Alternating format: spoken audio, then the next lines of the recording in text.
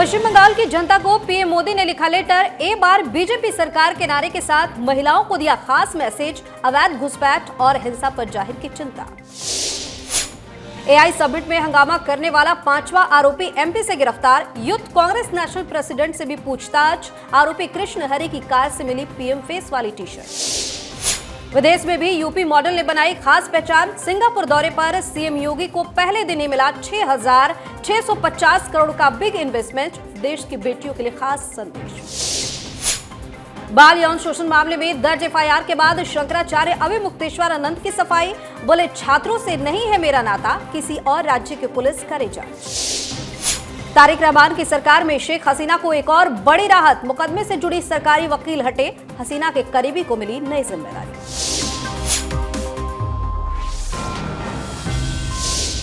नमस्कार, आप देख रहे हैं कोच। मैं हूं आपके साथ दिव्या सिंह। अब वक्त है दिन भर की बड़ी और खास खबरों का, जहां बात होगी सियासत, रणनीति और देश दुनिया के हर बड़े अपडेट। सबसे पहली खबर में बात पीएम मोदी की। प्रधानमंत्री नरेंद्र मोदी ने पश्चिम बंगाल के नागरिकों के नाम हिंदी और बांग्ला भाषा में एक खुला पत्र लिखा है। इसमें उन्होंने सीएए का जिक्र करते हुए घुसपैठ पर लगाम, राज्य के विकास, कानून व्यवस्था और कल्याणकारी योजनाओं के मुद्दे पर अपनी बात रखी। पीएम मोदी ने पत्र की शुरुआत जय मां काली के नारे के साथ की। उन्होंने लिखा कि अब बस कुछ ही महीने में पश्चिम बंगाल का भाग्य सुनिश्चित हो जाएगा। आने वाली पीढ़ी का भविष्य किस दिशा में आगे बढ़ेगा, ये आपके सोचे समझे फैसले पर निर्भर करता है। मेरे सुनार बांग्ला के सपने देखने वाला हर एक जवान, बूढ़ा और महिलाएं आज बहुत ज्यादा पीड़ा में हैं। उनकी पीड़ा से आज मेरा हृदय भी व्यथित है। इसलिए मैंने मन की गहराइयों से एक संकल्प लिया है, पश्चिम बंगाल को विकसित और समृद्ध बनाने का संकल्प। पीएम मोदी ने लेटर में लिखा कि पिछले 11 वर्षों में देशवासियों के आशीर्वाद को ताकत बनाकर मेरी सरकार ने जन कल्याण और समग्र विकास को सर्वोच्च प्राथमिकता दी है।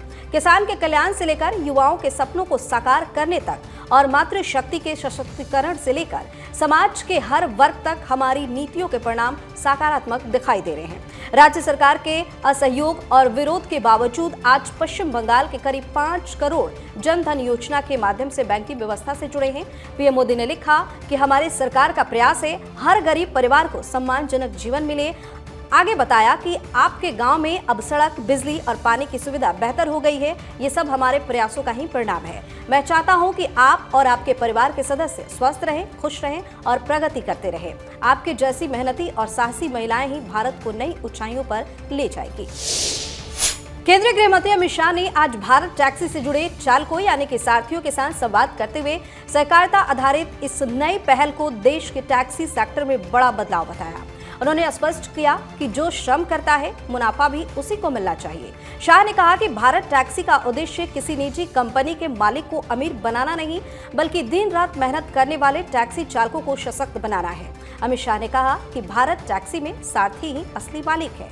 उन्होंने बताया कि इस सरकारी मॉडल में जो भी चालक 500 रुपए का शेयर लेगा उसे मालिकाना हक मिलेगा। जैसे जैसे सारथियों की संख्या बढ़ेगी वैसे वैसे संगठन और मजबूत होगा। उन्होंने कहा कि आने वाले 30 वर्षों में देश के हर म्युनिसिपल कॉर्पोरेशन में भारत टैक्सी की सेवाएं शुरू करने का लक्ष्य रखा गया है। मंत्री ने बताया कि भारत टैक्सी को देश की 5 बड़ी सहकारी संस्थाओं को मिलाकर खड़ा किया गया है। इसका उद्देश्य चालकों की आर्थिक स्थिति को मजबूत करना और उन्हें निर्णय प्रक्रिया में भागीदारी देना है। शाह ने कहा कि जब भारत टैक्सी के बोर्ड ऑफ डायरेक्टर्स का चुनाव होगा तब उसमें कुछ स्थान सारथियों के लिए आरक्षित रखे जाएंगे। इससे चालक सीधे प्रबंधन का हिस्सा बनेंगे और अपने हितों की रक्षा भी खुद कर सकेंगे। उन्होंने कहा कि भारत टैक्सी का मकसद अधिकतम मुनाफा कमाना नहीं, बल्कि सहकारिता के सिद्धांत पर सारथियों को सशक्त बनाना है। ये मॉडल शोषण नहीं बल्कि सहयोग पर आधारित है। भारत टैक्सी की नीतियां भी सारथी ही तय करेंगे, क्योंकि कंपनी के शेयर और मालिकाना हक उन्हीं के पास होंगे। वहीं दिल्ली में आयोजित एआई इम्पैक्ट समिट में इंडियन यूथ कांग्रेस के कार्यकर्ताओं के विरोध प्रदर्शन मामले में दिल्ली पुलिस ने 5वीं गिरफ्तारी की है। मध्य प्रदेश के ग्वालियर से यूथ कांग्रेस नेता जितेंद्र यादव को गिरफ्तार किया गया है। इसके अलावा 2 और सदस्यों को हिरासत में लिया गया। पुलिस ने इंडियन यूथ कांग्रेस के दिल्ली अध्यक्ष उदय भानु चिब से भी पूछताछ की है। ग्वालियर से हिरासत में लिए गए 2 लोगों ने राजा गुजर और अक्षय कुमार के नाम शामिल है। आरोप है कि ये सभी शर्टलेस प्रदर्शन में शामिल थे। वीडियो के जरिए इनकी पहचान की गई है। दिल्ली के तिलक नगर थाना में ये एक्शन लिया है। सभी को दिल्ली लाया गया है। पुलिस ने आरोपी और यूथ कांग्रेस के नेता कृष्ण हरि की गाड़ी बरामद की है। कार से पीएम मोदी के चेहरा छपी टी शर्ट और पोस्टर भी बरामद हुए हैं। इस मामले में पुलिस गैर जमानती धाराओं में एफआईआर दर्ज की है। 21 फरवरी को पटियाला कोर्ट ने पहले से गिरफ्तार 4 आरोपियों को 5 दिन की पुलिस रिमांड में भेज दिया था। बता दें कि 20 फरवरी को इंडियन यूथ कांग्रेस के 11 सदस्यों ने भारत मंडपम में घुसकर एआई समिट के दौरान शर्टलेस होकर पीएम मोदी की फोटो वाली टी शर्ट लहराई थी। इस दौरान पीएम मोदी कॉम्प्रोमाइज्ड के नारे भी लगाए गए थे। वहीं कांग्रेस के एआई समिट में हंगामा करने के विरोध में भाजपा ने पूरे देश में विरोध किया था। भाजपा ने दिल्ली, महाराष्ट्र, गुजरात, बिहार, तेलंगाना और जम्मू कश्मीर में प्रदर्शन किया था। इस खबरों में बात सीएम योगी की। सीएम योगी आदित्यनाथ सिंगापुर और जापान के 4 दिवसीय दौरे पर है। 23 और 24 फरवरी को सिंगापुर में, 25 और 26 फरवरी को जापान में रहेंगे। योगी आदित्यनाथ के यूपी मॉडल का जलवा अब विदेशों में भी देखने को मिल रहा है। अपने पहले आधिकारिक विदेशी दौरे पर पहुंचे सीएम योगी ने न सिर्फ सिंगापुर में संदेश दिया, बल्कि निवेश के मोर्चे पर भी बड़ी उपलब्धि हासिल की है। दौरे के पहले दिन उत्तर प्रदेश सरकार को हजारों करोड़ रुपए के निवेश का प्रस्ताव मिला, जिसे प्रदेश की अर्थव्यवस्था के लिए अहम माना जा रहा है। सिंगापुर में आयोजित बैठक के दौरान यूनिवर्सल सक्सेस ग्रुप ने उत्तर प्रदेश में 6,650 करोड़ रुपए के निवेश के लिए 3 महत्वपूर्ण समझौता ज्ञापनों यानी कि MOU पर हस्ताक्षर किए हैं। ये निवेश ग्रुप हाउसिंग, लॉजिस्टिक्स और हाइपर स्केल डेटा सेंटर जैसे अहम क्षेत्रों में किया जाएगा। इन परियोजनाओं से लगभग 20,000 से अधिक लोगों को रोजगार मिलने की उम्मीद है। वहीं योगी आदित्यनाथ ने सिंगापुर दौरे के दौरान एक भावुक और सामाजिक संदेश जारी किया, जिससे राजनीतिक और सामाजिक हलकों में चर्चा तेज हो गई है। सीएम योगी ने कहा कि बेटियां सबकी हैं, जाति मजहब के नाम पर कभी भेदभाव नहीं किया गया और न किया जाएगा। उन्होंने स्पष्ट किया कि उत्तर प्रदेश सरकार महिला सुरक्षा और सशक्तिकरण को सर्वोच्च प्राथमिकता देती है। उन्होंने कहा कि उत्तर प्रदेश में कानून व्यवस्था को मजबूत, महिलाओं के लिए सुरक्षित वातावरण तैयार किया गया है। उनका ये बयान ऐसे समय में आया है जब देश भर में महिला सुरक्षा को लेकर बहस जारी है। और अब बात शंकराचार्य अभिमुक्तेश्वरानंद की। वाराणसी के ज्योतिष पीठाधीश्वर शंकराचार्य अभिमुक्तेश्वरानंद सरस्वती ने यौन शोषण के आरोपों पर एक बार फिर सफाई दी है। उन्होंने कहा कि जिन छात्रों के नाम पर ये पूरा मामला चल रहा है, उनका उनके गुरुकुल से कोई लेना देना नहीं है। स्वामी ने स्पष्ट किया कि ये छात्र कभी उनके आश्रम या गुरुकुल में पंजीकृत हुए ही नहीं, ना तो उन्होंने कभी प्रवेश लिया और ना ही कभी वहां पढ़ाई की। उन्होंने आरोप लगाने वाले पक्ष से कोर्ट में कुछ मार्कशीट जमा की है, ऐसा कहा। उन मार्कशीट से पता चला है कि ये छात्र हरदोई जिले के किसी विद्यालय के हैं। स्वामी ने पूछा कि हमारा उनसे क्या लेना देना, ये छात्र हमारे यहाँ कभी आए ही नहीं, तो आरोप कैसे लगाए जा सकते हैं। बता दें कि पॉक्सो कोर्ट के आदेश पर स्वामी अभिमुक्तेश्वरानंद पर यौन शोषण के गंभीर आरोपों में एफआईआर दर्ज हुई है। अभिमुक्तेश्वरानंद आरोपों को मनगढ़ंत बता रहे हैं और सनातन को बदनाम करने की साजिश भी कह रहे हैं। उन्होंने कहा है कि वो पुलिस का जांच में सहयोग करेंगे, लेकिन उन्हें भाजपा पर भरोसा नहीं है। उनकी मांग है कि गैर भाजपा शासित पुलिस इस पूरे मामले की जांच करे। हालांकि उन्होंने ये भी कहा है कि जांच के लिए कोई भी पुलिस आए, हम पूरा सहयोग करेंगे। वहीं अजित पवार की प्लेन क्रैश में हुई मौत को लेकर महाराष्ट्र की सियासत लगातार गरमाई हुई है। इस विमान हादसे की शुरुआती जांच रिपोर्ट इसी हफ्ते आने की संभावना है। हालांकि इस बीच एनसीपी चिप के भतीजे और एनसीपी यानी कि शरद पवार गुट के विधायक रोहित पवार ने देवेंद्र फडणवीस सरकार को खुली चुनौती दी है। रोहित पवार ने साफ शब्दों में कहा है कि अगर जांच रिपोर्ट में किसी भी तरह की गड़बड़ी पाई गई तो वे इस मामले में बड़ा खुलासा करेंगे।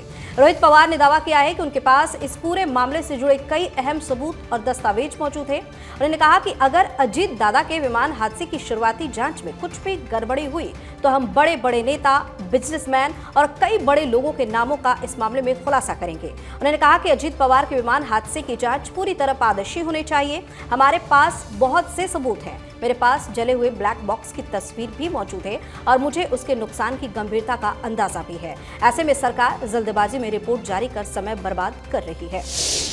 इस खबर में बात झारखंड की। झारखंड में 48 नगरीय निकायों के चुनाव के लिए आज मतदान हुआ। राज्य के शहरी क्षेत्रों में 4,304 मतदान केंद्रों पर वोटिंग हुई। वोटिंग खत्म होने के साथ ही राज्य के नगरीय निकायों के महापौर, अध्यक्ष और वार्ड पार्षदों के पदों पर चुनाव लड़ रहे हजारों प्रत्याशियों की किस्मत बैलेट बॉक्स में बंद हो गई है। 4 दिन बाद 27 फरवरी को मतगणना होगी, यानी कि रिजल्ट आएंगे। रिजल्ट सुबह 8 बजे से आने शुरू हो जाएंगे और चुनाव के नतीजे घोषित होंगे। झारखंड में 48 नगर निकायों के चुनाव हुए हैं। इनमें 9 नगर निगम, 20 नगर परिषद और 19 नगर पंचायतें शामिल हैं। इन निकाय क्षेत्रों में कुल 1087 वार्ड हैं। इन निकायों में से 13 में से 2020 के बाद चुनाव हो रहे हैं। रांची सहित बाकी 35 नगरीय निकायों में पिछली बार 2022 में चुनाव हुए थे। बता दें कि जिन नगरीय निकायों के चुनाव हुए हैं उनमें राजधानी रांची, धनबाद, जमशेदपुर, बोकारो और देवघर जैसे बड़े शहरों के नाम भी शामिल हैं। नगरीय निकाय के ये चुनाव महत्वपूर्ण हैं। इन चुनाव के नतीजों से इस बात का परीक्षण होगा कि राज्य में झारखंड मुक्ति मोर्चा के नेतृत्व वाला सत्ताधारी इंडिया गठबंधन, जिसमें कांग्रेस सहित कुछ और दल भी शामिल हैं, लोकप्रियता और जनाधार के मामले में किस स्थिति में है। बीजेपी इस चुनाव में जीत के लिए काफी जोर लगा रही है। और आखिरी खबर में बात शेख हसीना की। तारिक रहमान की सरकार आते ही बांग्लादेश की सियासत में शेख हसीना को राहत मिलनी शुरू हो गई है। पहले उनकी पार्टी की गतिविधियां शुरू हो गई, वहीं अब शेख हसीना के खिलाफ जिस अंतर्राष्ट्रीय आपराधिक ट्रिब्यूनल यानी कि ICT में मुकदमा चल रहा है, सरकार ने उसके अभियोजक यानी कि जो सरकारी वकील हैं उनको बदल दिया है। बांग्लादेश की सरकार ने एक फैसले में ताजुल इस्लाम को ICT के मुख्य अभियोजक पद से हटा दिया है। जानकारी के मुताबिक ताजुल इस्लाम की जगह पर अमीनुल इस्लाम को बांग्लादेश अंतर्राष्ट्रीय आपराधिक ट्रिब्यूनल का मुख्य अभियोजक नियुक्त किया गया है।